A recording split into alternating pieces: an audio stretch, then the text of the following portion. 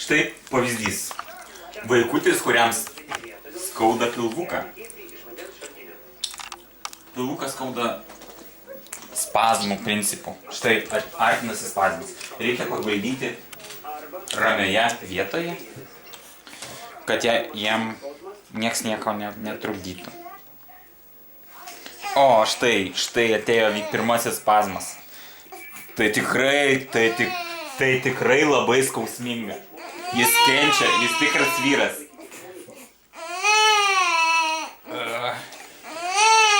Štai antrasis. Ir trečiasis. O dabar jau viskas, nebeskauda. Galima paimti į rankytės, sakyti, jau praėjo. Va. Štai pavyzdys, kaip susitvarkyti su skaudančiu pilvuku.